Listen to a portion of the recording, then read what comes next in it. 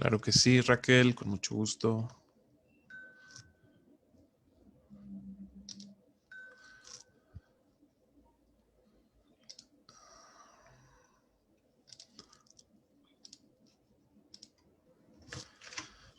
Ahora sí. Pues bienvenidos a todos. Estamos una vez más con la doctora Shulamit Goldsmith. Hablaremos sobre cómo vivían, comían, vestían y pensaban los antiguos mexicas, la vida cotidiana de los aztecas. Bienvenida, Shulamit, muchísimas gracias. Gracias, Alberto. Gracias a todos, todas que están aquí. Qué gusto compartir nuevamente este espacio. Espero que todos y todas estemos sanos y seguir sanos.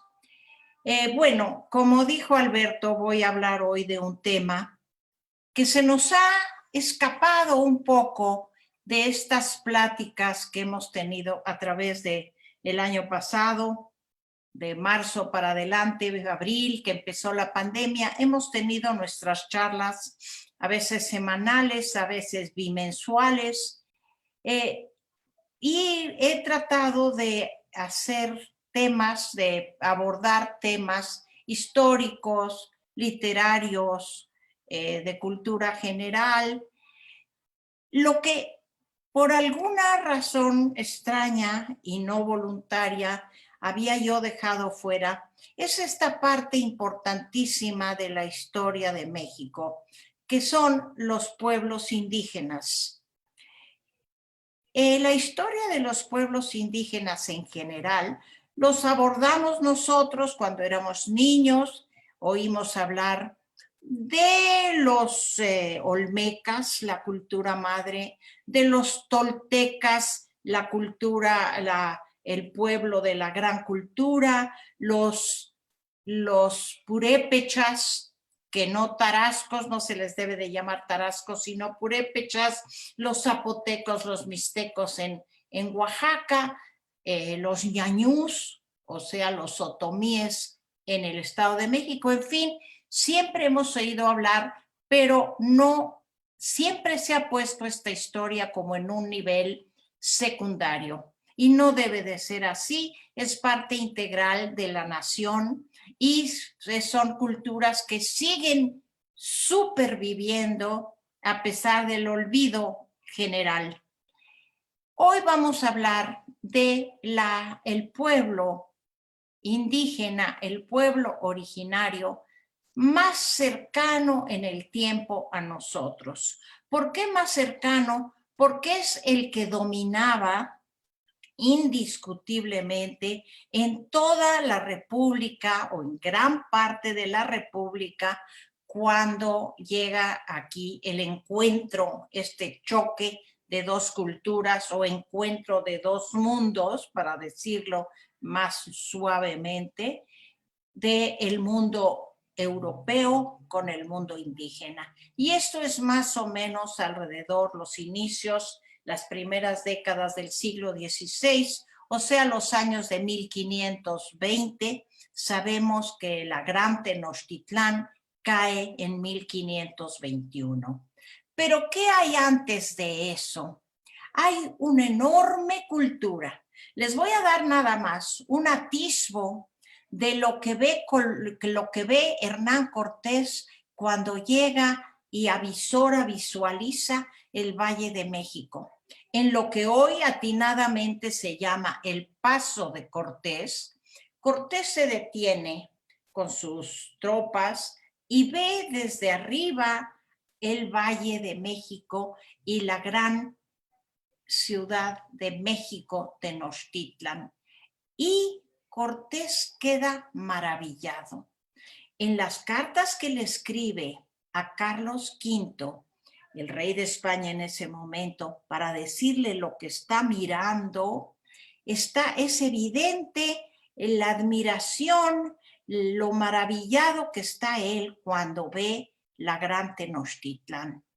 ¿Qué está mirando? Ve una enorme ciudad que él calcula en aproximadamente 500,000 habitantes, y le escribe al rey: esta es una ciudad de dimensiones como Granada, como Sevilla, las grandes ciudades del Imperio Español. Y dice, y lo que veo no lo puedo creer. Una ciudad construida alrededor de un lago, con canales que salen para las periferias, y dentro de estos canales, arriba de los canales hay puentes. Puedo ver, dice Cortés, una gran organización urbana. La gente se transporta en el lago con lo que hoy sabemos que son las trajineras, ¿sí? Él no sabía ese nombre, pero las describe. Entonces, y dice, puedo ver con sus asesores, sus informantes que él traía, que aquí es el Palacio de Moctezuma, aquí son los baños de vapor, los temazcales, en fin, le da uno. Todo esto bordeado por los hermosos volcanes que seguimos teniendo, que bordean nuestro valle. Y entonces eso es lo que va a entrar a la nuevo choque de dos culturas. ¿Por qué digo choque? Porque los españoles sí saben que allí ya están mirando que hay personas, que hay pueblos, pero no se imaginan a la civilización a la que se van a enfrentar. Por su parte, el pueblo indígena que está allí organizado y llevando una vida muy firme, muy eficiente, tampoco sabe que unos años después toda su cultura va a quedar reducida a las cenizas. Y entonces vamos a ver quiénes son estos indígenas, estos mexicas o aztecas, como se llaman inicialmente. Allá en Aztlán, el lugar de las garzas blancas, hay muchos siglos atrás, en los primeros siglos de la era actual, grupos todavía nómadas, todavía muy primitivos, que uno de ellos, los aztecas, que viven, como dije, en Aztlán, el lugar de las garzas, escuchan la voz de su dios Huitzilopochtli.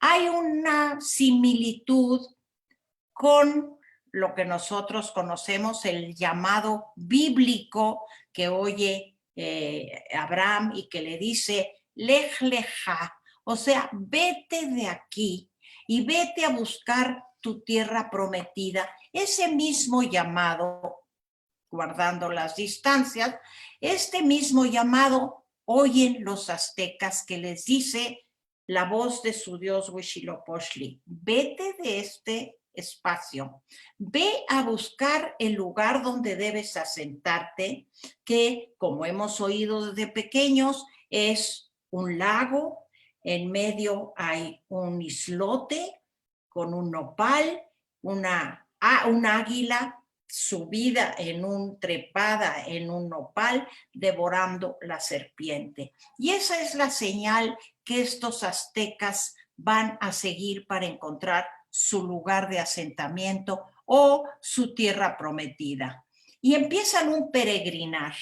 Claro, es un largo peregrinar, va a haber muchas vicisitudes en el camino. En el camino hay peleas dentro del mismo grupo, dentro de la misma, todavía le voy a llamar tribu, que después se convierte en un pueblo muy armado, ¿sí? Pero y entonces ahí es donde se separan aztecas y ya toman el nombre de mexicas. Y van a peregrinar y van a llegar al Valle de México, donde encuentran esa señal sagrada, y allí deben asentarse y ahí quedan.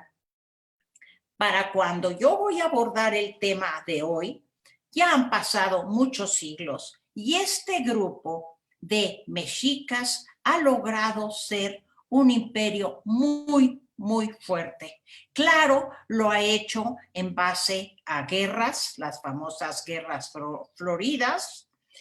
hay palabras en náhuatl para decir cada una de estas, las guerras floridas, por ejemplo. ¿Qué significaban de floridas? No tenían nada, eran sangrientas, eran crueles, se sometía a los pueblos alrededor y podemos afirmar que para 1517-19, cuando está cerca la conquista, en 1521, los mexicas han llegado a la cúspide del poder.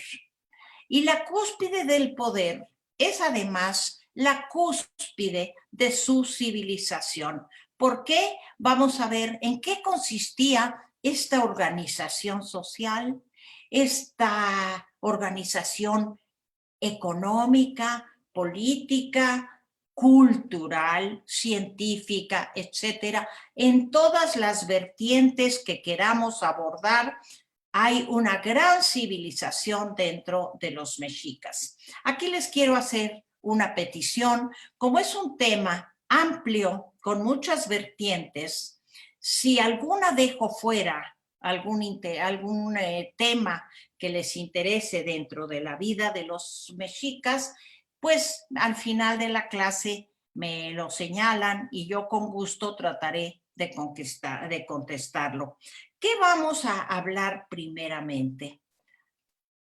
La sociedad mexica era totalmente vertical, totalmente rígida. En la cabeza está el emperador, que es una figura casi mitológica, o así lo considera el pueblo, seguido de una espesa capa burocrática, diríamos hoy, que constaba de los altos del ejército, los altos del sacerdocio, los altos de la administración, o sea, una fuerte capa, y eso nos puede explicar lo que pasa después con nuestra política, una burocracia muy alta, muy fuerte, muy gratificada. Y estos son lo que se llamaban los pipiltin, o sea, la clase noble. Y abajo, muy abajo y mucho más numerosa, está la clase del pueblo, o lo que se llamaba los macehuales. Los macehuales eran obviamente mucho más numerosos, no contaban con todos los privilegios de los pipiltin, porque en este dominio que les acabo de mencionar, que tenía Moctezuma y el imperio mexica sobre los pueblos alrededor, ¿cómo se ejercía el poder sobre estos pueblos dominados? Pues básicamente con un apretarles la sociedad, reclamar de ellos prisioneros para después llevarlos o a sacrificios o a sus propias guerras, y lo que es más importante, a través de tributos que cada una de estas comarcas sometidas tenía que pagarle al imperio, al emperador mexica, del cual se beneficiaban el emperador, del que hablaré aparte, los pipiltin, toda esta clase privilegiada, y también para cuál trabajaban y se comerciaban los macehuales, o sea, el pueblo. Esto, cuando digo, y repetiré un par de veces, el que era una sociedad muy rígida, el que nacía dentro de la clase de los macehuales, ahí quedaba para siempre. No había posibilidad de movilidad social, es decir, yo no podía ascender en la clase social, digamos como es hoy, si yo voy a la UNAM y yo estudio, puedo salir de cierta clase social y acceder a una más arriba. De ninguna manera. En aquella época, en aquella sociedad, el que nacía como macehual quedaba para siempre. Había una excepción muy poco frecuente, pero que sí se marca en todos los códigos, en todos los códices, que es cuando un guerrero mostraba algún hecho, algún acto muy heroico, era posible que ascendiera a la clase sacerdotal de los Pipiltzin, pero eso era muy raro. En general todo quedaba igual siempre. ¿Y cuáles eran pues a lo que se dedicaban estas personas en estas dos capas sociales tan separadas una de la otra? Como les dije, los Pipiltzin o clase alta, clase noble, la nobleza alrededor del emperador Moctezuma en este caso, eran, y otros, todos los que vienen adelante de Moctezuma, son los administradores, los contadores, los recaudadores de impuestos, el alto clero, el alto sacerdocio, todavía no hay que hablar de la palabra clero, el alto sacerdocio, los militares de alto nivel. En fin, esa es la clase que se va a beneficiar del trabajo de los macehuales. ¿A qué se dedican los macehuales? Pues a todo lo demás. Los macehuales son, en una sociedad rural como era la de entonces, el campo, el trabajo del campo, las cosechas, pescadores,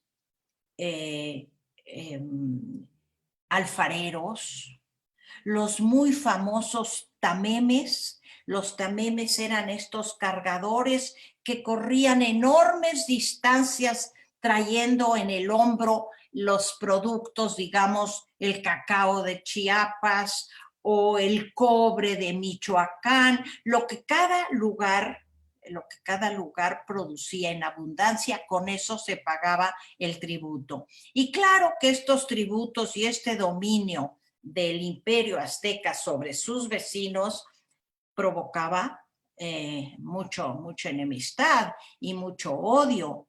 Algunos lo aceptaban con mayor tranquilidad. Había grupos indígenas que lo aceptaban, pues no había más remedio, y ante la fortaleza del imperio mexica, pues lo toleraban. Sabemos que muchos otros, por ejemplo, los bravos tlaxcaltecas, nuestros vecinos tlaxcaltecas, nunca aceptaron el dominio mexica y después van a ser causa de su caída porque se van a aliar con los españoles. En fin, es todo un mosaico de diversas situaciones políticas y diversas situaciones militares y económicas. ¿Cómo empieza la vida diaria de los indígenas? Vamos a tomar la clase popular, los macehuales. Los macehuales, si nosotros pudiéramos escuchar los primeros sonidos de la mañana, oímos primero los pasos de las mujeres que, como todas estas sociedades que dependen de la luz del sol, inician sus faenas desde muy temprano, al alba, al amanecer, y se oye ante todo el murmullo, el de las mujeres moliendo maíz en el metate, con la mano del metate de piedra, y ahí así empieza el día en la mayor parte de estas casas de las que hablaré dentro de un momento. Después los hombres salen, van a trabajar. Para esto no hay gran cosa que vestirse. Los hombres o salen directamente con su taparrabos o se ponen encima un taparrabos un poquito más largo, más a la parte alta del muslo, y así ya con sus sandalias y pueden irse a trabajar. El desayuno de estas personas era esta masa recién molida con agua ya fuera fría o caliente, que era como un atole, que lo podían, dependiendo su estatus económico, lo podían endulzar con canela, lo podían endulzar con miel de agave, con cacao, y con eso se iban a su trabajo. Llevaban consigo siempre el itacatl, lo que nosotros hoy conocemos muy bien como nuestro itacate, o sea, este paquetito que preparaba la mujer, que después de moler el maíz se oía el palmotear para hacer las tortillas, y con esas tortillas de diferentes maneras y con diferentes contenidos se hacía el itacatl, que macehual se llevaba, ya fuera pescadores, ya fuera pescador, ya fuera agricultor. La palabra campesino todavía no hay que usarla en ese momento, pero trabajador del campo. En fin, esta era una costumbre muy organizada y muy cotidiana de los mexicas. Recuerden también que era una época de una claridad, lo dicen mucho los códices y luego las relaciones, los relatos de los españoles. Era un aire limpio y puro y bordeado, lo que llamaba tanto la atención de los dos volcanes alrededor. Entonces, esta es la vida cotidiana. ¿Cómo vestían? Como les digo, la mujer solo en los lugares alejados, no urbanos, como es la Gran Tenochtitlán, van a dejar sus pechos al aire las mujeres en algunas zonas. En la zona en la que me estoy refiriendo, no. La mujer se viste con una blusa, un huipil, una saya, una faldita. También aquí, dependiendo si es de la clase alta, se usaba algodón, si eran de los macehuales, usaban lo que llamaríamos hoy drill o manta, cáñamo, fibras mucho más sencillas, y con eso se vestían. El hombre, generalmente, solo su taparrabos, y en ocasiones, para ciertas ceremonias religiosas, por ejemplo, se ponían como una capa tipo romano, ¿sí? Lo que sí tenían muy marcado era los bordados. Todos conocemos hasta la fecha los bordados indígenas. Era muy interesante como lo describen los propios códices y los relatos españoles, el colorido que se veía, por ejemplo, en el mercado. Si nosotros tenemos la curiosidad, podemos ir al Museo de Antropología. Ahí hay una hermosa maqueta del mercado de la Gran Tenochtitlan, el mercado Tlatelolco. Y lo que les llamaba la atención era que las mujeres y algunos hombres iban con sus sayas o sus huipiles bordados con grecas, azul y blanco o café y blanco, con los dibujos de flores, con los dibujos de mariposas, de árboles, de ramas. Y entonces ha de haber sido un espectáculo muy, muy hermoso. Ahora, esto era una vida verdaderamente muy organizada. Las casas en sí, como les digo, cuando Cortés ve desde arriba, ve que alrededor del lago hay construcciones. Son casas, los calpulis, que están muy organizadas, o una casa con varias alrededor, digamos lo que fuera una vecindad, lo que fuera varias vecindades constituían un barrio, y luego varios de los barrios se unificaban, generalmente 4, y armaban lo que se llamaría hoy una colonia. La casa era muy simple, no las de los pipiltin ahorita les voy a decir. La de los macehuales era una construcción plana, sencilla, austera, con muy poco mobiliario. El moblaje era muy pobre, las camas eran un petate, el famoso petatl, ¿sí? Y sobre el petatl dormía la gente, y para hacer espacio, dependiendo el número de personas en la habitación, se levantaba, servía como silla, servía como asiento, pero en la noche se desplegaba. Aquí hay que hacer la distinción. En las casas de los pipiltin, estas camas, que eran un petate, ya estaban elevadas sobre un pequeño borde, sobre un pequeño pedestalito, digamos, y en ella había piel o una frazada hecha de la piel de algún animal o de algún tejido grueso, y entonces ya no era el petate simple como en la casa de los macehuales. También había un pequeño mueblito, todos lo hablan, de un como roperito donde se guardaban las cosas de cierto valor. Las cocinas estaban siempre en el exterior, era un brasero para cocinar, era común para el calpulli, ¿sí? Y el baño era el temazcal, que pobres o no, el temazcal siempre estaba presente, que era un baño caliente, un tipo sauna, digamos, que era muy interesante porque no solo era para la limpieza, que era uno de los grandes valores, ya hablaré de sus valores, de los grandes valores que había que cuidar, pero era también para relajarse, era también para estar limpio ritualmente para las oraciones, en fin, era todo una ceremonial el del temazcal. ¿Qué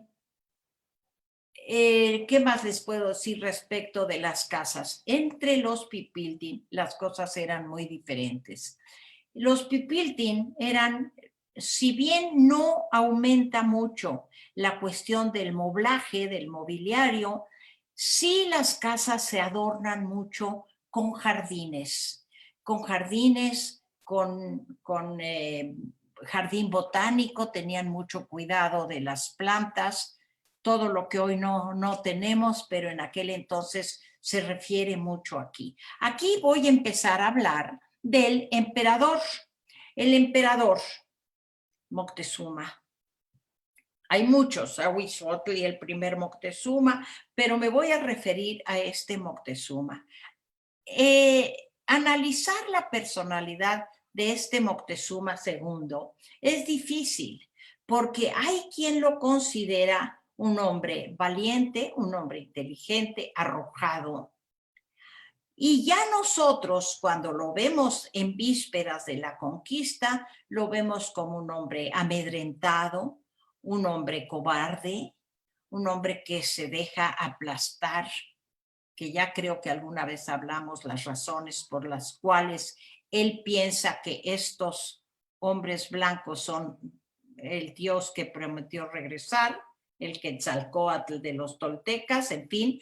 Pero mientras vive, Moctezuma tiene una vida verdaderamente de emperador. Moctezuma se cambiaba 2, 3 veces al día de ropajes exóticos, muy bonitas, túnicas muy trabajadas, trabajadas con los bordados, con los deshilados, los tejidos que hacía la gente de diferentes regiones del país. Una cosa que es muy de llamar la atención era el arte plumario que se desplegaba sobre todo en los tocados de los pipiltin y más especialmente en los tocados del emperador. Ya sabemos que el penacho de Moctezuma, que es una joya, una verdadera joya del arte plumario y de la gemología, está en Austria y no nos los quieren devolver y no nos los van a devolver, ¿verdad?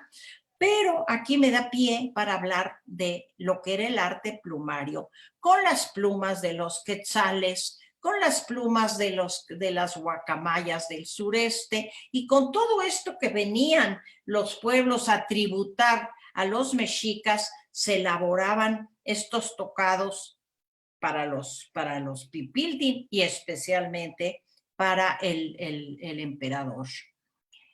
Aquí hablé de la gemología. No hay que olvidar que también un arte muy desarrollado por los aztecas, por los mexicas, es el de la gemología. Había obsidiana, jade, turquesa. La obsidiana era, además de una joya, era un elemento para elaborar armas. Entonces esto se dedicaba mucho, gran parte de la capa un poco más alta de los más iguales trabajaba esto. Lo mismo el oro y la plata. Los orfebres eran muy hábiles, las caretas que usaban los emperadores, muchos de los sacerdotes los elaboraban los propios orfebres que vivían en esta zona. Estas joyas en el Palacio de Moctezuma, que después es saqueado por la conquista, se encuentran muchísimas joyas, mucho jade sobre todo y mucho oro, que es lo que va a despertar tan enormemente la codicia del conquistador español. Les puedo hablar. El Palacio de Moctezuma, además de haber sido enormemente lujoso, su trono, hay descripciones del trono de Moctezuma que contenía, para acceder a su trono había que subir escalones que estaban tapizados con pieles de tigre o pieles de jaguar, y después él en su trono, que como les digo se cambiaba y no volvía a utilizar esos ropajes, que además le traían diariamente los tamemes, estas personas que les digo que corrían, digamos, el DHL de la época, sí, que venían corriendo desde Soconusco en Chiapas con el chocolate para que se le hiciera diariamente el chocolate a Moctezuma, o los huevos de faisán que le traían diariamente. En fin, de veras era un emperador con todo el nombre con toda la extensión de la palabra. Y aquí él, con estos tributos, logra tener un tesoro, lo que se llama el famoso tesoro de Moctezuma, que fue tan codiciado. ¿Qué se comía en general? Ya nosotros en una charla anterior hablamos de lo que era la gastronomía mexicana, pero en esa ocasión hablé de la gastronomía de entonces a hoy. Les platicaré qué se comía entonces y qué cosechaban los mexicas.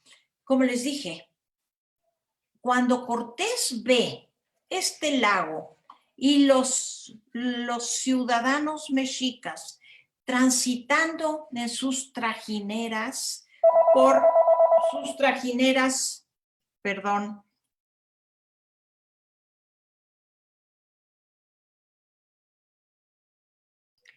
por sus trajineras por el lago, perdón, se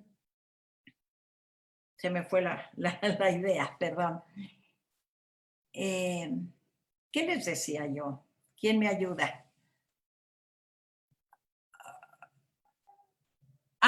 Ya recuerdo. Menciona mucho una cosa que nosotros sabemos hasta el día de hoy, lo que se llaman las chinampas. ¿Qué son las chinampas? Son pequeños espacios, pequeñas parcelas que los mexicas lograron extraerle al lago para allí poder cultivar.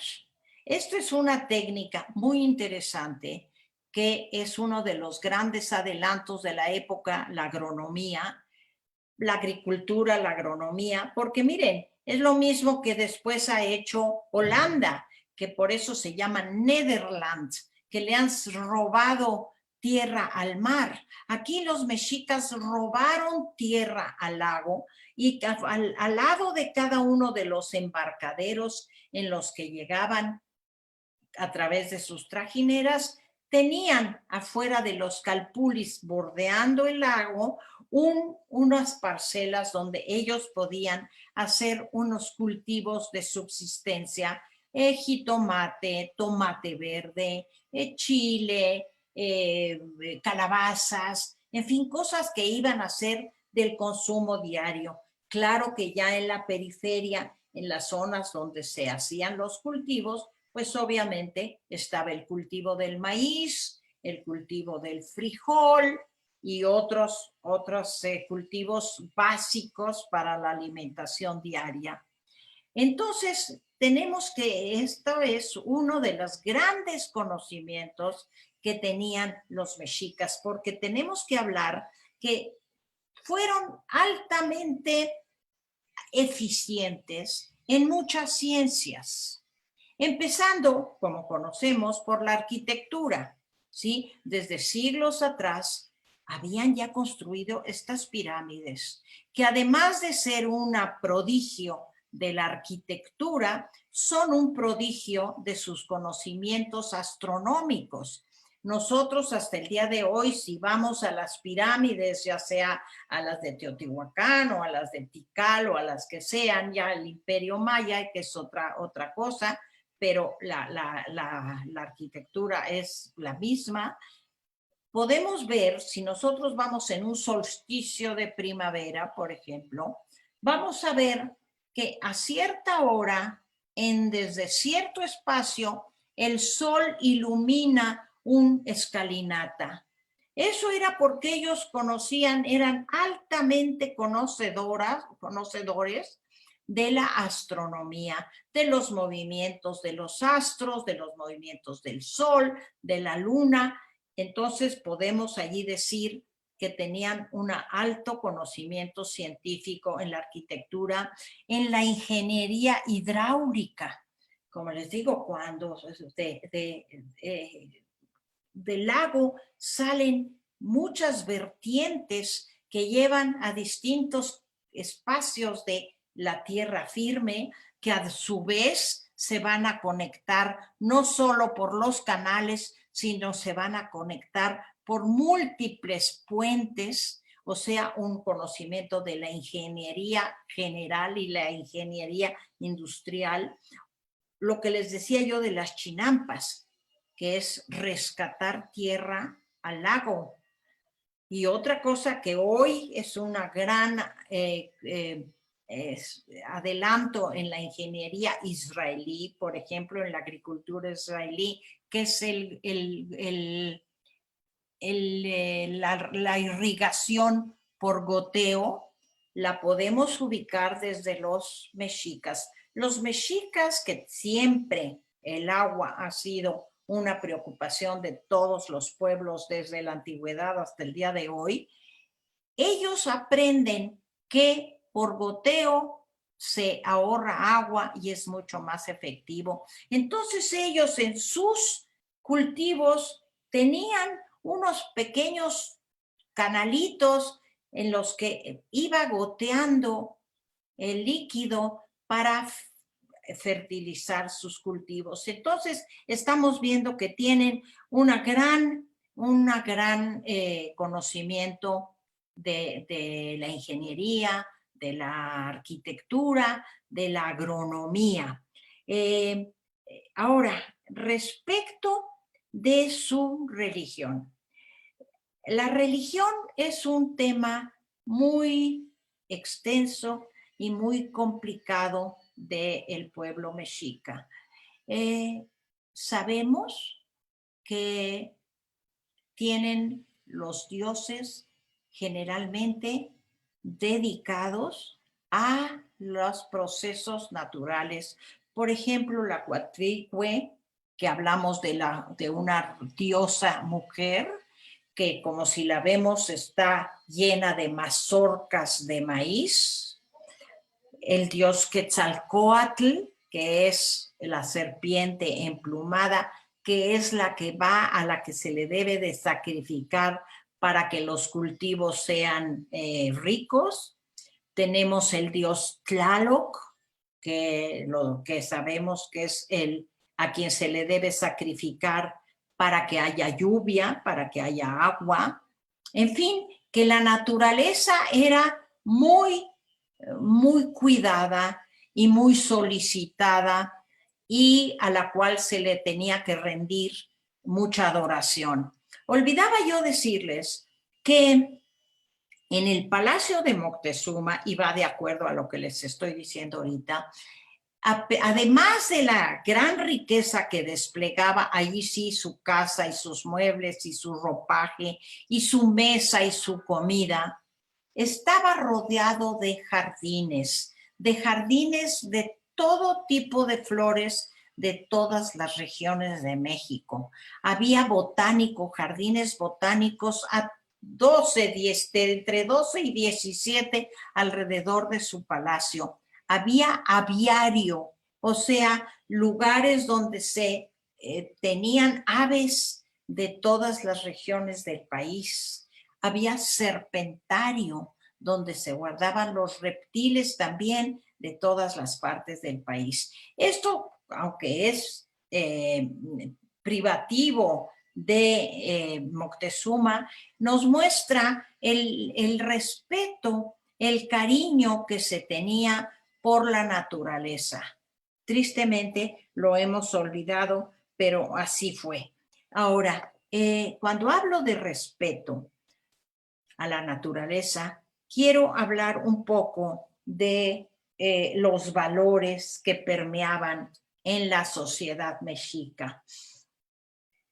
Era una sociedad, nuevamente les digo, muy vertical, muy estructurada, y esto se lleva también a la familia. En todos los escritos que están, y si un día tienen tiempo y la curiosidad y se asoman a las cartas que están en la biblioteca de antropología, van a ver todo lo que sucedía en esta sociedad cotidianamente. Un niño, desde que nace un bebé, desde que nace, que está muy cuidado por la madre, la abuela, las mujeres de la familia y obviamente la partera, en el momento que nace un niño varón, el niño va a ser dedicado, se le da una oración que se le va a dedicar deseándole que sea un guerrero fuerte, un guerrero valiente, que pueda dar su vida por la guerra a la que le toque participar. Ahí vemos cuál es el rol masculino. El rol femenino, desde que la niña nace, la partera y las mujeres de la familia van a rezar porque la niña sea una buena niña, una mujer apegada al hogar, que aprenda a comportarse, que aprenda a cocinar, a ser una buena madre y una buena esposa. Entonces vemos que estos roles universales vienen desde entonces y se han mantenido hasta con variantes hasta el día de hoy. En estas cartas vemos cómo uno de los valores muy importantes es la limpieza. La limpieza, el padre le recomienda a la hija, debes de estar siempre pulcra, siempre limpia. En el caso de las mujeres doble, nosotros conocemos lo de que es la mikve, bueno, pues lo mismo, antes y después del parto, antes y después de la menstruación, la mujer debe frecuentar el temazcal para estar siempre limpia. Otro valor muy importante, el honrar a los ancianos. Esto es una cosa que se percibe en todos lados, que el padre, la madre, la abuela, y en estos casos, como había partos desde muy jóvenes, hay bisabuelas allí, algunas como yo, que estaban allí y eran muy veneradas, y el consejo de la mujer más anciana era el que prevalecía. El padre, no solo la madre, el padre, voy a terminar con lo de la mamá. La mamá, antes de que se case la hija, la alecciona de cómo debe ser como esposa, le da recetas de cocina. Ahí por ahí hay unas recetas del mole que se dice que es de Puebla, de las monjas, pero no, ancestralmente es de las mujeres mexicas que le dan a su hija la receta de un un adobo, digamos, que después ya con las monjas se va a hacer mucho más sofisticado, mucho más elaborado, y que es el mole que nosotros hoy conocemos, pero sí existe desde la época de los mexicas. Como les decía yo, el padre alecciona a la hija y le dice, debes de ser siempre una mujer modesta. No te pongas aceites. Cuida siempre tu peinado, que era las trenzas, y cuando eran jóvenes, además de la trenza, 2 molletitos aquí en la cabeza, en muchísimas ocasiones, como les digo, con listones multicolores, pero no afeites en la cara. Los afeites en la cara son para las cortesanas, que existían las cortesanas. Las cortesanas se ponían como un betún, un brillo en la cara que las hacía reconocibles como cortesanas y que tenían la idea que las hacía más atractivas. Pero el padre recomienda a su hija, no te pongas carmín en la boca porque esa es una señal que no debes mostrar. Entonces se cuidaba esta modestia, esta, ¿cómo decirle? Apegarse a ser virgen hasta antes de casarse, y todo tipo de consejos que muestran altos valores entre los indígenas. ¿Qué más les puedo yo comentar? La gemología, el arte plumario, ya hablamos. ¿Qué tipo de joyas existían? Las ocupaciones. Sabemos que van a tener un gran desarrollo en la alfarería, porque para empezar todos sus trastos de cocina eran en barro, pero el barro también era objeto de mucho trabajo y de mucha artesanía. Y también otra cosa que no debo de olvidar es sus escritos. Los mexicas nos dejan una enorme herencia a través de sus propios escritos en una escritura pictográfica, ideográfica, que después, por suerte, también se rescata por medio de los misioneros, aunque muchos de los misioneros y sacerdotes quemaron códices. Por ejemplo, en Yucatán, el obispo Landa quemó todos los códices. Aquí también, fíjense, Fray Juan de Zumárraga, que es el hombre que va a inaugurar la primera universidad de América, Fray Juan de Zumárraga, no tiene empacho en mandar a la hoguera muchos de los códices que hoy nos dirían mucho más de lo que sabemos. Hoy sabemos mucho, pero hoy ignoramos mucho. Y pues con eso termino porque se acaba el tiempo. Si alguien tiene alguna pregunta, por favor. Alfredo. Hola, Shulamit, de nuevo. Alberto, hola. Aquí estoy, sí.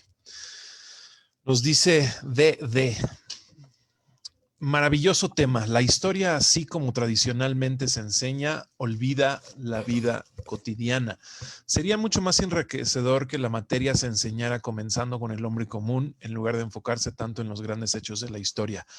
Vaya que de chiquillos nos hubiéramos aburrido menos, en lugar de tener que aprender inútiles fechas de memoria. Guiño. No sé quién lo dice, pero tiene toda la razón. Tiene toda la razón, pero tengo buenas noticias. Miren, desde principios del siglo XX, lo que se llama la historiografía francesa, algunos historiadores franceses empezaron a decir exacto lo que tú acabas de decir. ¿Por qué olvidar al hombre común dentro de la historia, siendo que es el hombre común el que hace la historia? No son simplemente los generales y las batallas y los gobernantes. Ellos tienen su parte dentro de la historia, pero la historiografía francesa por primera vez toma en cuenta a los niños, a la mujer y a la vida cotidiana. Ahora, no mucha gente, no muchos profesores están de acuerdo con esta forma de estudiar. Todavía piensan que es más importante decir qué día se descubrió y qué día se conquistó y quién lo conquistó, que decir qué pasaba, como dices tú, en las casas, qué se comía. Olvidé decirles, creo que ya en otra ocasión comenté, decirles que en la Gran Tenochtitlan se comía, y en el mundo indígena se comían muchos reptiles y muchos insectos, y aquí entra que la mujer y los niños podían cooperar, colaborar con traer ese alimento a la casa. Pero me encantó tu comentario, muchas gracias. Lo de la alimentación tuvimos una sesión completa, ¿te acuerdas? Así es, la de gastronomía mexicana, patrimonio de la humanidad. Correcto. Así es, Alberto. Nos dice Raquel Sonana, hola Shulamit, también utilizaban plumas de colibrí. Hubo una exposición de penachos y escudos en el castillo de Chapultepec, en donde exhibían mucho de colibrí también, lo cual es súper minucioso de aplicar las diminutas plumas. Pregunta, ¿también utilizaban plumas de quetzal o únicamente en la parte maya de Belice y Guatemala? No, claro, claro.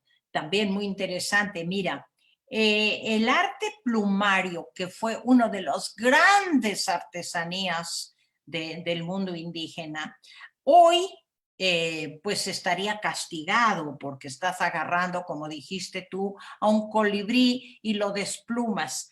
O en el caso de los emperadores, sí le traían a Moctezuma, por ejemplo, desde el sureste, las plumas del quetzal, las plumas de las guacamayas rojas, porque no todas las guacamayas eran de igual valor.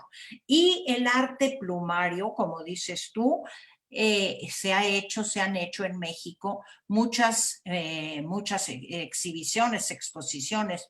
Hay una señora que se ha dedicado a Virginia Aspe, que se ha dedicado ya ha escrito libros sobre el arte plumario, pero como les digo, hoy es difícil entender este arte tan minucioso porque significa que agarras a un pajarito, lo desplumas para hacer un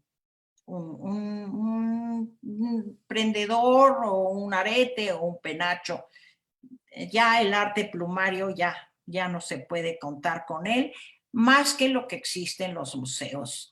Y repito que nosotros, México, tiene un pleito constante con el Museo de Central en Viena, el Museo de Austria, porque ellos, a través de Maximiliano, se exilaron, se adueñaron del penacho de Moctezuma, que si van a Austria lo verán, si no, de cualquier manera hay forma de ver que es una absoluta obra de arte, que era lo que cargaba Moctezuma en la cabeza.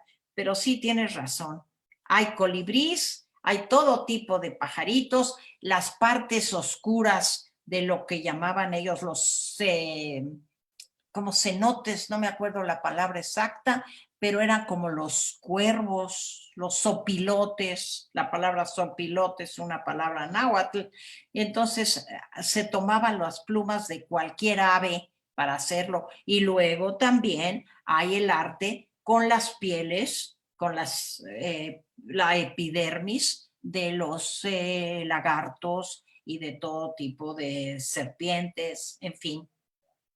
Eso con la cuestión ecológica se acaba y seguramente es lo correcto. Dice, los códices que están en Italia, los cuales solicitó López Obrador que les sean prestados para la conmemoración de los 500 años de México, y también pidió prestado el penacho de Moctezuma, que bien dijiste, está en Austria, el cual el trasladador es muy riesgoso, que podría desintegrarse. Dice, ¿sabes tú qué dicen o a qué se refieren en estos códices específicamente? Bueno, hay códices, miren, hay un montonal de códices desde los escritos por los propios indígenas que hay algunos en los museos aquí en México, sobre todo en el de antropología, y que están afortunadamente bien conservados porque se les tiene dentro de una temperatura idónea y con cuidados específicos. Hay también todo lo que escribieron los frailes, los conquistadores, Fray Bernardino de Sahagún y Bernal Díaz del Castillo, y hay códices, hay el códice florentino, hay muchos. Ahora, tu pregunta es, ¿qué opino de que si los traen o no los traen? No entendí bien cuál era la pregunta. La pregunta, Shulamit, es si sabes qué dicen esos códigos. Estos códices son historia. Nos narran, por ejemplo, algunos códices antiguos de los mexicas, o en el caso de allá en Yucatán, de los mayas, te relatan, por ejemplo, cómo era un sacrificio, los sacrificios humanos que se daban mucho. Cuando hablé de la religión no hablé de eso, pero los sacrificios, cómo podemos ver las figuras de las mujeres jóvenes, cómo son sacrificadas en honor a un propósito religioso. O podemos ver lo que les comenté de cuando nace un bebé y la partera lo está recibiendo y cuáles son los cuidados. Hay muchos códices antiguos, muy antiguos, que hablan de cómo son dominados los pueblos en torno a un lugar, a un poder centralizado. Como me he abocado a lo de Moctezuma, como cuando los tlaxcaltecas, hay el famoso códice tlaxcalteca, que te explica cómo los tlaxcaltecas no se dan por vencidos. Por eso los tlaxcaltecas hasta hace poco se consideraban como los traidores porque se unieron a los españoles. ¿Cómo lo sabemos eso? Pues por medio de un códice. Un códice era como un diario, un códice es un libro de historia, es un libro de religión, hay de todo tipo de códices. Y muchos sí se fueron, han sido sustraídos como tesoro nacional y se los han llevado a otros lugares. Respecto del penacho de Moctezuma, yo creo que más bien no es solo el temor que se desintegre, yo creo que esa es una buena excusa, pero es una pobre excusa. Lo que pasa es que tienen miedo que en el momento que México recupere ese tesoro, no lo quiera devolver, y con toda razón, y que autoridades internacionales le den la razón a México. Justamente eso te iba a preguntar, porque si hoy en día podemos mover vacunas que tienen que estar a menos 78 grados centígrados, pues ¿cuál es la dificultad de mover un penacho? Muy bien, claro, Alberto, tienes toda la razón. Actualmente, miren, hay tantos libros, tantas bibliotecas que teniendo un clima adecuado se pueden mantener los códices. Yo también los invito nuevamente a que vayan a antropología. Allí hay tanto que ver, no solo como exposición del museo, sino dentro de la biblioteca. Imagínense las cartas de relación de Cortés, que son del siglo XVI, pues ahí están. Muchas son copias, muchas son originales, mucho se destruyó, el tiempo los destruyó, y mucho los propios conquistadores quisieron quemar estos escritos heréticos y destruyeron un patrimonio de una nación, ¿sí? De Shulamit. Norma, adelante. Gracias. Mencionaste que en Aztlán estaba este pueblo que todavía era una tribu nómada y por disputas internas se separaron en mexicas y aztecas, porque Sí, yo tenía entendido que era lo mismo, era como... sí, básicamente es lo mismo, pero hay una separación de los primeros que salen de Aztlán, y por eso se llaman aztecas, ¿sí? Porque también en los códices antiguos se puede saber qué es Aztlán. Por eso les dije, es el lugar de las garzas. Luego van a peregrinar y van a pasar por un lugar que se llama Chicomostoc, que es el lugar de las 7 cuevas. ¿Cómo sabemos todo eso? Pues por códices. Y allí pasando Chicomostoc, tienen problemas internos y reciben una orden de su dios Huitzilopochtli, que a la hora de que se separan les dice de hoy en adelante, este grupo que va a seguir adelante se llama mexicas. Mira, en los nombres típicamente indígenas, en este caso náhuatl, están un poco en el predicamento. ¿Por qué? En entredicho. Porque muchos son los nombres que tomaron los españoles y nos heredaron y los tomamos de la historia oficial. Lo que pasa es que afortunadamente hay, y sobre todo en el siglo XX, han surgido muchísimos estudiosos de las culturas indígenas, de las culturas originarias. Si se acuerdan, les acabo de decir que, por ejemplo, hoy está políticamente incorrecto decir los tarascos. Siempre habíamos oído hablar de los tarascos de Michoacán. ¿Por qué de repente ya Tarasco no? ¿Por qué? Porque Tarasco es una palabra que significa cuñado. Entonces, los conquistadores oían la palabra y a los originarios, a los indígenas, le decían cuñado. ¿Qué quiere decir? Me quedo con tu hermana, con tu mujer, y ya somos cuñados. Entonces, es una palabra despectiva, peyorativa, y entonces ahora no vas a decir son los tarascos, son su nombre original, purépechas, ¿sí? Ahora, les comentaba yo también, siempre oímos hablar de los otomíes, la cultura otomí, que es aquí cerquita en el estado de Hidalgo. No se llaman ya otomís. Políticamente correcto es llamarlos ñañús, que es su palabra con la que ellos se denominan a sí mismos. Entonces sí tienes razón en que básicamente aztecas y mexicas son los mismos originalmente, pero ya no son los mismos. Es decir, de nomenclatura ya no es lo mismo. La palabra azteca, como la palabra tarasco, se quedó fuera de los estudios actuales. Yo les digo porque pues yo como historiadora tengo que apegarme a los estudios actuales. Entonces, como me dijo un profesor hace mucho tiempo, azteca, el Banco Azteca. Y fuera de eso, olvídate de la palabra azteca para nombrar a los pueblos originarios. Es mexicas. Muchas y por gracias. eso somos los mexicanos, ¿sí? Gracias.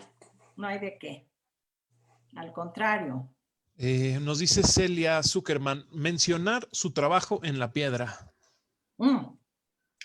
Gracias, Celia. ¿Cómo lo voy a olvidar eso? El trabajo en la piedra en las culturas originarias, sobre todo en los indígenas, es un pecado, lo olvidé. No hay mucho que hablar, lo podemos nosotros ver en cualquier pared, en cualquier templo, en cualquier pirámide, están las esculturas sobre piedras. Son bajorrelieves, son sobrerrelieves, son independientes, ya sea con cabezas o cuerpos de las deidades, de los dioses, o también de el hombre en la famosa cabeza olmeca. Bueno, la cabeza olmeca es la cultura madre, es lo que nos muestra al hombre común y corriente, ¿sí? El propio el calendario que allí sí se llama calendario azteca, el calendario azteca es un enorme trabajo de astronomía y de pulido de la piedra. Gracias, Celia. Eso era como no poderse olvidar.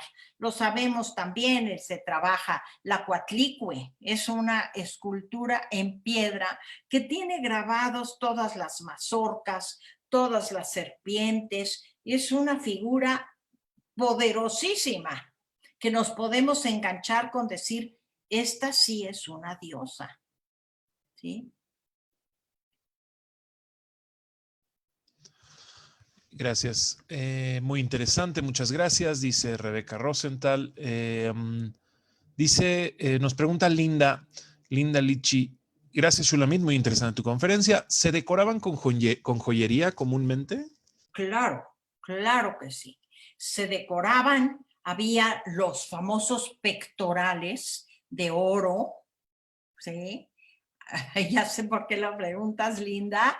Los pectorales de trabajo, de un trabajo muy minucioso de orfebrería con gemología, ¿sí? Aquí se podía hacer un pectoral, unos aretes. Acuérdate que también algunos grupos se perforaban la nariz y allí hay incrustaciones de turquesa, incrustaciones de jade, lo que se llama piedras semipreciosas. No había lo que se llama piedras preciosas, esmeraldas o rubíes o ese tipo de piedras, pero había todas las piedras más, no sé cómo llamarlas, más auténticamente de la tierra, ¿sí?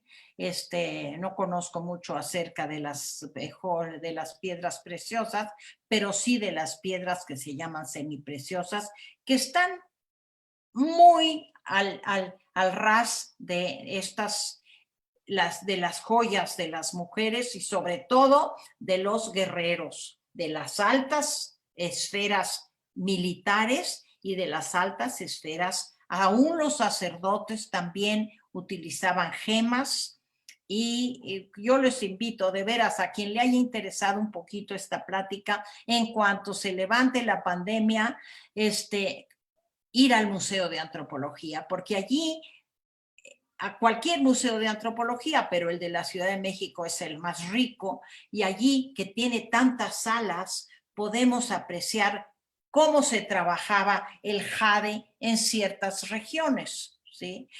Otra cosa, el marfil, algunos colmillos de jaguar. Aquí no hay elefantes, pero entonces no se desarrolló mucho el marfil, pero de algunos animales que sí había en las zonas selváticas, se aprovecharon. Y había un enorme trabajo de artesanía con las joyas. Justamente nos dice Raquel, cuando termine la pandemia me encantaría que nos puedas dar una visita ir contigo al Museo de Antropología. Ojalá puedas considerarlo. Con mucho gusto, estaré muy honrada y muy contenta porque de veras es un placer, es una visita hermosa ir una o varias al Museo de Antropología.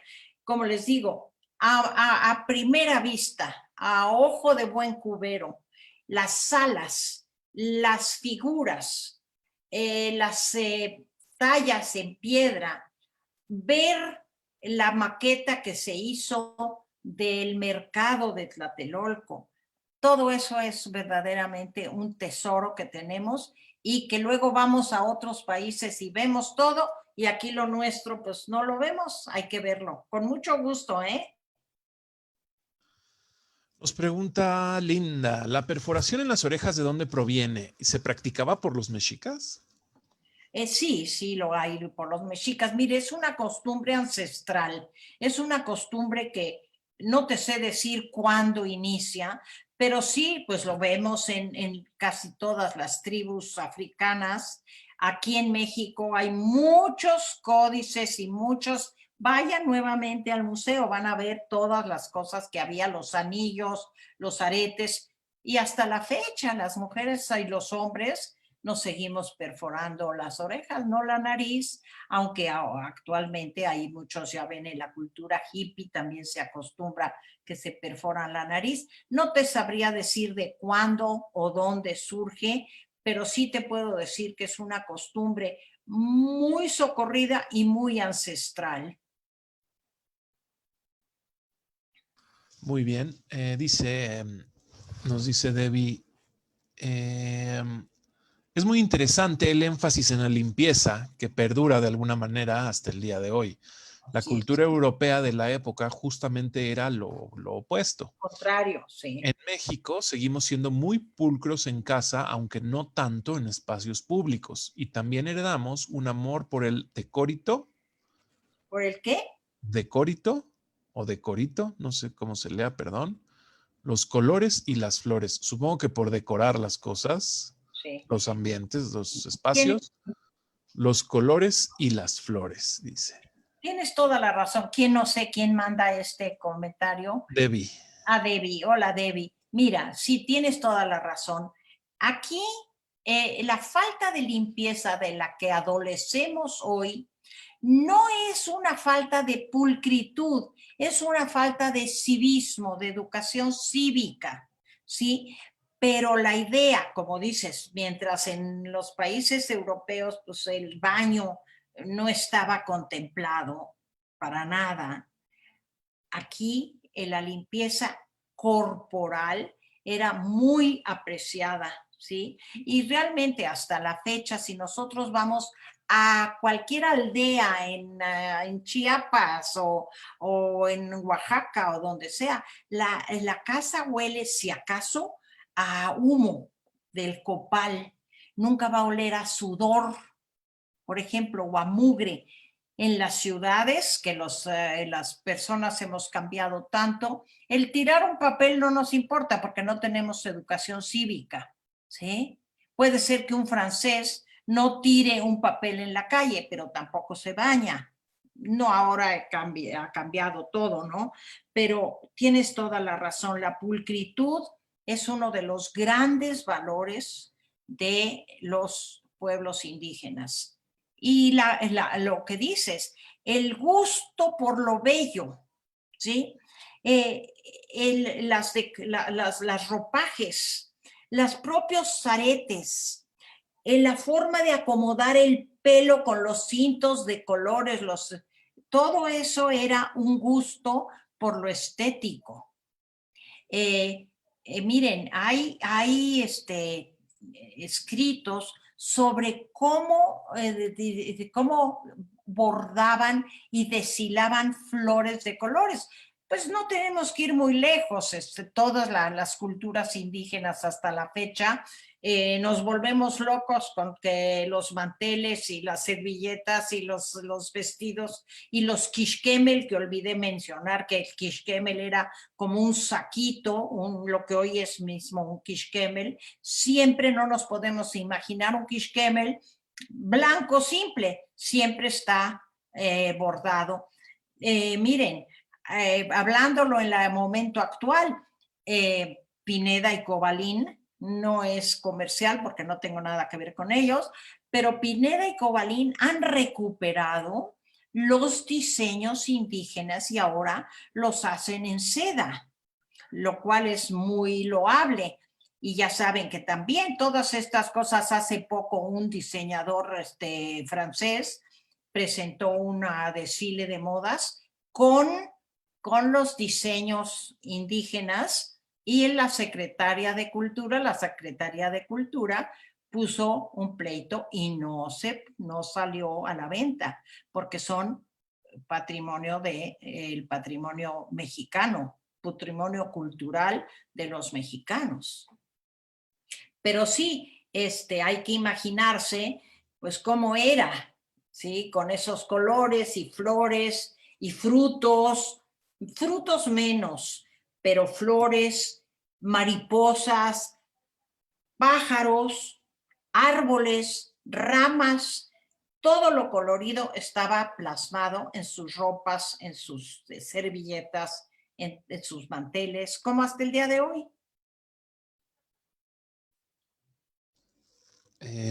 Dice, ¿es verdad que se ha descubierto que los mexicas iniciaron la migración desde Estados Unidos y que los indios Pueblito, supongo que ahí fue el autocorrector o no sé si sea lo correcto, están relacionados con ellos? A ver, que no, perdón, pero no entendí. ¿Cómo? Dice, ¿es verdad que se ha descubierto que los mexicas iniciaron la migración desde Estados Unidos y que De los, Estados Unidos, ajá. y que los indios Pueblito están relacionados con ellos? Ah, mira, no. Los indios pueblo, si es a lo que estoy entendiendo, no pertenecen a los grupos indígenas de Mesoamérica. Son los indios pueblo, que es un grupo en Colorado y que son descendientes de los grupos que llamamos piel rojas. Son otro tipo de población aborigen que desgraciadamente los exterminaron a casi todos, pero pueblo Colorado todavía es un pueblo con poca descendencia de aquellos grupos de pieles rojas. Ahora, de que vienen los mexicanos de allá, los indígenas tlaxcaltecas o zapotecos, eso, no. Están muy localizados, por ejemplo, mixtecas, zapotecas, están en la región de Oaxaca y alrededores. La cultura olmeca, que es la que se llama la cultura madre, que es de donde se cree que surgen todas las demás, la olmeca es en la zona del sureste, básicamente Tabasco. Y así, y así. Y luego se ha hablado mucho dónde es Aztlán y hay varias versiones de dónde se origina Aztlán. No he oído, perdón, que hayan sido por parte de los Estados Unidos porque no hay registro que hayan migraciones de la frontera norte, digamos, para abajo. Es al revés. Surgimos de Mesoamérica, o sea, del sur, del sureste, del suroriente también. Pero miren, como en todas las pláticas que afortunadamente hemos tenido, nos surgen dudas y surgen ideas que nos llevan a estudiar. Yo estaré pendiente de esto que me dices. A ver, lo que sí puedo confirmar que los indios pueblo son como los cherokees o ¿cómo se llaman otros? Se me olvidan los nombres de los indios norteamericanos. Mientras tanto, aprovecho, Shulamit, para decir, hay una persona que me preguntó si se puede ver la conferencia de la gastronomía en YouTube. Todo está en YouTube, ya le mandé la liga a esta persona, todo lo pueden ver en nuestro canal de YouTube, que es La Keile.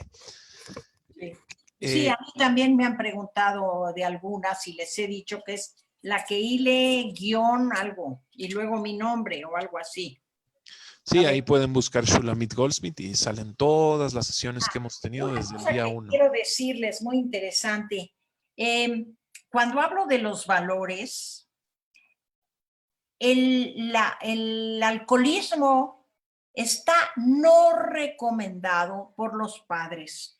Les dice, ya saben, estaba el pulque y algunas otras sustancias derivadas del agave, digamos lo que hoy sería muy lejos, pero lo que hoy sería nuestro tequila.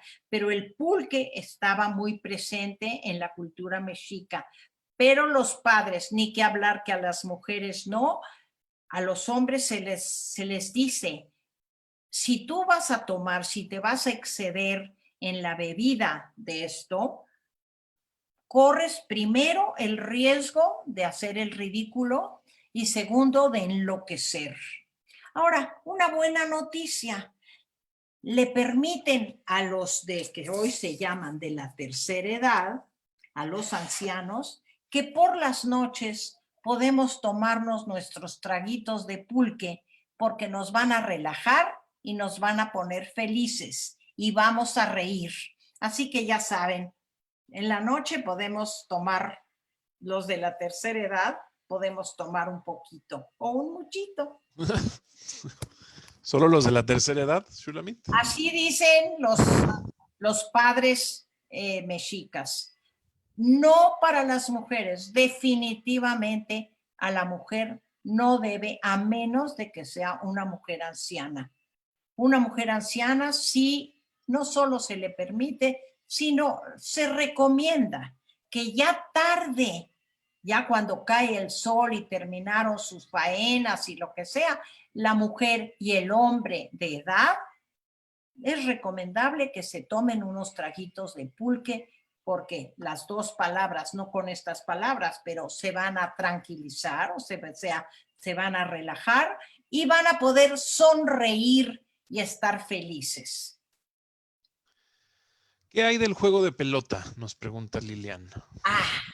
Ese es un gran tema. El juego de la pelota es un gran tema porque es un tema, por una parte, casi desconocido. Por otra parte, se han hecho muchísimos estudios. El juego de la pelota tiene una connotación religiosa. Eso definitivamente. Varían mucho los estudios y los resultados dependiendo la zona.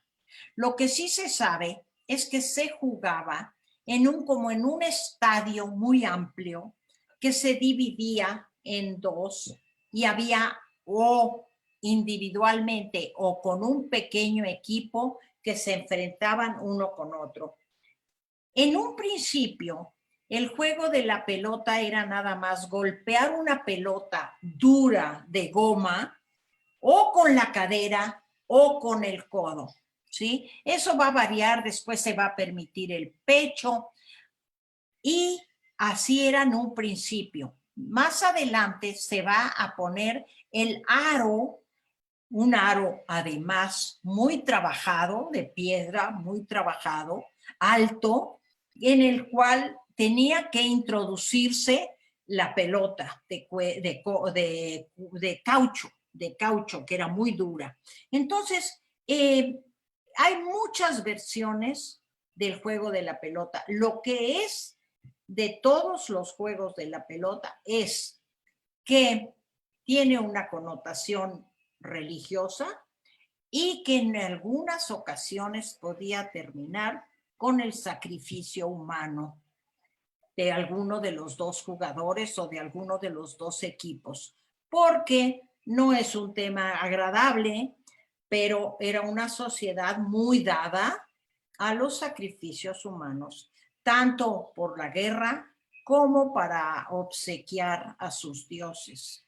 Ahora, eso es una cosa que, claro, va a horrorizar a los conquistadores que se olvidan que en el mismo tiempo ellos también tenían sus sacrificios humanos con la Inquisición, que venía siendo, pues, es acabar con un ser humano. Tendríamos el permiso de decir que por lo menos aquí la gente lo hacía voluntariamente, porque la doncella que iba a ser sacrificada, por ejemplo, entre los mayas, en los cenotes, donde era sacrificada y arrojada a un cenote, era porque ella iba a ser consorte de uno de los dioses. Entonces era un honor. En cambio, en la Inquisición, que también es un proyecto de sacrificio humano, pues ni se contaba con el gusto el permiso ni el deseo del sacrificado, y al contrario, era un castigo. Pero eso va en relación a lo del juego de la pelota. El juego de la pelota es un tema muy estudiado, pero a la vez muy desconocido.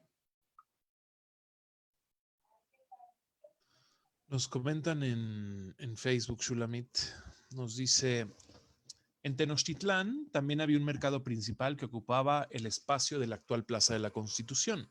Mismo parece como plaza en el plano de Nuremberg. También había otros menores de entre los que destaca el del campo de Moyotla, el del Campán, perdón, de Moyotla. Después rebautizado como San Juan. Interesante tema. Muchos saludos.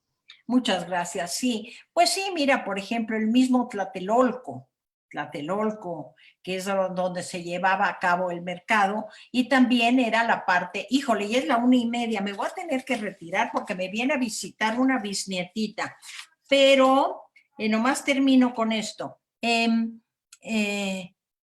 Sí, era una estructura de las ciudades. Si nosotros vamos a todos lados, miren, en casi todas las ciudades mesoamericanas hay un zócalo.